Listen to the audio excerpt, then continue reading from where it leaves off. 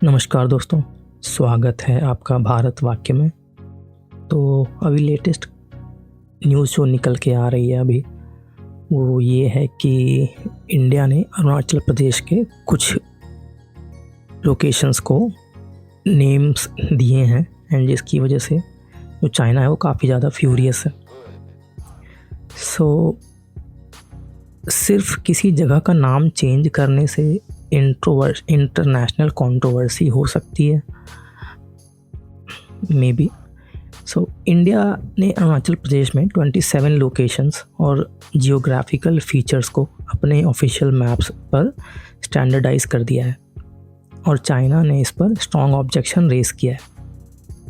China का कहना है कि इंडिया का ये मूव इलीगल और इनवैलिड है और बीजिंग ने वार्निंग भी दी है कि ऐसे steps India China border talks को कॉम्प्लिकेट कर सकते हैं। लेकिन सवाल ये है कि 27 जगहों का नाम को लेकर इतनी बड़ी टेंशन किस बात की है, और क्या ये सिर्फ नाम की फ़ाइट है या फिर इसके पीछे कुछ बड़ा चल रहा है। तो आइए सिंपल लैंग्वेज में इसको समझते हैं। तो सबसे पहले हुआ क्या। तो 7 अगस्त को इंडिया ने अरुणाचल प्रदेश के 27 लोकेशंस और जियोग्राफिकल फीचर्स को सर्वे ऑफ इंडिया के ऑफिशियल मैप्स में स्टैंडर्ड नेम्स के साथ फॉर्मली आइडेंटिफाई किया।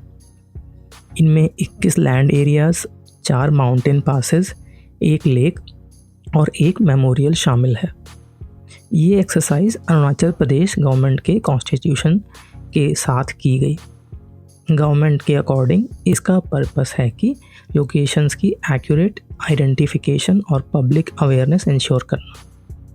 लेकिन टाइमिंग और कॉन्टेक्स्ट बहुत इम्पोर्टेंट है, क्योंकि चाइना पिछले कुछ सालों से अरुणाचल प्रदेश के डिफरेंट लोकेशंस को चाइनीज़ नाम देने की कोशिश करता रहा है और इंडिया हर बार ये पोजीशन मेंटेन करता है कि अरुणाचल प्रदेश इंडिया का इंटीग्रल पार्ट है और चाइना के दिए हुए नेम्स ग्राउंड रियलिटी को चेंज नहीं कर सकते।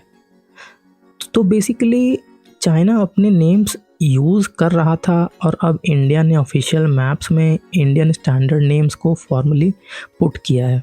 इसको ब्रॉडली आप मैप वॉर कह सकते हैं। लेकिन चाइना को प्रॉब्लम एग्जैक्टली किस बात से है। चाइना अरुणाचल प्रदेश को अपने क्लेम्ड टेरिटोरी का पार्ट मानता है और इसे जांगनान यानी सदर्न तिब्बत के नाम से रेफ़र करता है। इंडिया इस क्लेम को रिजेक्ट करता है। इसीलिए जब इंडिया ऑफिशियली किसी लोकेशन को अपने मैप में इंडियन नेम के साथ आइडेंटिफाई करता है, बीजिंग इसे सिर्फ एक एडमिनिस्ट्रेटिव एक्सरसाइज नहीं मानता। चाइना का आर्ग्यूमेंट है कि इंडिया यूनिलैटरल एक्शन लेकर डिस्प्यूटेड टेरिटरी पर अपना क्लेम रीइंफोर्स कर रहा है। चाइनीज़ साइड ने स्पेसिफिकली कहा है कि इंडिया का लेटेस्ट मूव बॉर्डर नेगोशिएशंस को और कॉम्प्लेक्स कर सकता है और यही इस स्टोरी का इंटरेस्टिंग पार्ट है। नाम खुद टेरिटरी को चेंज नहीं करता, लेकिन मैप पर किसी टेरिटरी को आप किस नाम से आइडेंटिफाई करते हैं वो डिप्लोमेटिक और पॉलिटिकल मैसेजिंग बन सकता है। अब चाइना पहले क्या करता रहा है या पहली बार, ये पहली बार नहीं हो रहा है। चाइना ने अरुणाचल प्रदेश के लोकेशंस को अलग अलग लिस्ट में चाइनीज़ नेम्स देने की प्रैक्टिस की है।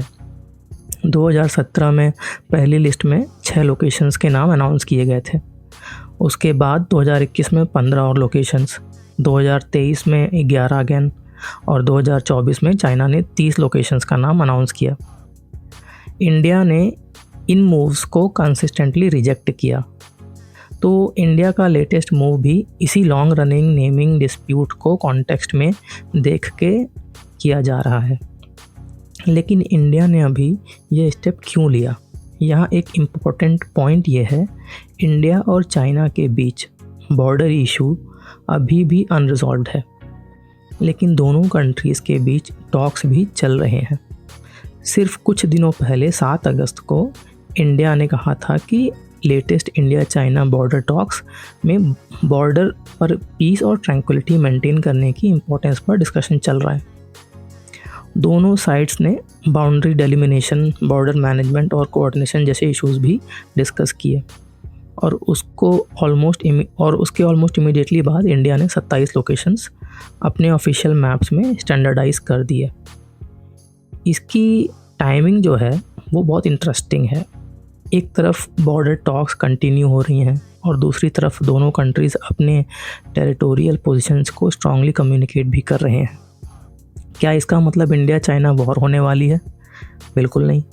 सिर्फ 27 लोकेशंस के नाम स्टैंडर्डाइज करने से मिलिट्री कॉन्फ्लिक्ट ऑटोमेटिकली नहीं हो जाता। ये प्राइमरीली डिप्लोमेटिक, एडमिनिस्ट्रेटिव और कार्टोग्राफिक मूव है। लेकिन बॉर्डर डिस्प्यूट में ऐसे सिंबॉलिक मूव्स इम्पॉर्टेंट होते हैं क्योंकि दोनों कंट्रीज़ अपनी टेरिटोरियल क्लेम को रीइंफोर्स करना चाहती हैं और अरुणाचल प्रदेश स्ट्रैटेजिकली भी बहुत इम्पॉर्टेंट है। ये इंडिया के नॉर्थ ईस्ट में है और चाइना के साउथ लॉन्ग डिस्प्यूट बाउंड्री का पार्ट है। इसलिए मैप्स, रोड्स, विलेजेस, इंफ्रास्ट्रक्चर्स और बॉर्डर एडमिनिस्ट्रेशन ये सब इवेंचुअली ग्राउंड प्रेजेंस और सोवरेंटी के लार्जर क्वेश्चन से कनेक्टेड हो जाते हैं। तो इंडिया इतना स्ट्रांगली रिएक्ट क्यों कर रहा है? सिंपल आंसर है because this isn't really about 27 names. ये एक्चुअली इस बात के बारे में है कि कौन किसी टेरिटरी पर अपना क्लेम स्टैब्लिश करता हुआ दिख रहा है। चाइना अगर किसी इंडियन लोकेशन को चाइनीज़ नाम देता है तो वो अपने टेरिटोरियल क्लेम को रीइंफोर्स करने की कोशिश करता है। इंडिया अब अपने ऑफिशियल मैप्स पर स्टैंडर्ड इंडियन नेम्स को फॉर्मली स्टैब्लिश कर रहा है। दोनों साइड से मैसेज बेसिकली क्लियर है, हम अपनी पोजीशन चेंज नहीं कर सकते और इसी वजह से ये सीमिंगली स्मॉल नेमिंग इशू एक much bigger Indian China border story बनता जा रहा है। और सबसे इम्पॉर्टेंट क्वेश्चन, क्या इंडिया के इस मूव से चाइना को मतलब गुस्सा आएगा या उनके साथ रिलेशंस हमारे ख़राब होंगे? तो चाइना ऑलरेडी कह रहा है कि इससे बॉर्डर नेगोशिएशन कॉम्प्लिकेट हो सकते हैं, लेकिन इंडिया की साइड से देखें तो गवर्नमेंट की पोजीशन क्लियर है। अरुणाचल प्रदेश इंडिया का पार्ट है और ऑफिशियल मैप्स में लोकेशंस तो एक्यूरेटली आइडेंटिफाई करना इंडिया का सोवरेन एडमिनिस्ट्रेटिव एक्सरसाइज राइट भी है और एक्सरसाइज व्हाट दे डू। तो अब इंटरेस्टिंग पार्ट ये है कि इंडिया चाइना बॉर्डर टॉक्स पर इसका एक्चुअल इम्पैक्ट कितना होगा। क्या ये सिर्फ डिप्लोमेटिक स्टेटमेंट वॉर तक ही लिमिटेड रहेगा या इस पे आगे भी कुछ एक्शंस होंगे? आपको क्या लगता है अब इस टॉपिक के बारे में? इंडिया का ये मूव नेसेसरी पुशबैक है या इससे चाइना के साथ ऑलरेडी सेंसिटिव रिलेशन और डिफ़िकल्ट हो सकते हैं? सो अपना ओपिनियन कमेंट सेक्शन में ज़रूर बताइएगा। मिलते हैं नेक्स्ट वीडियो में, तब तक के लिए जय हिंद।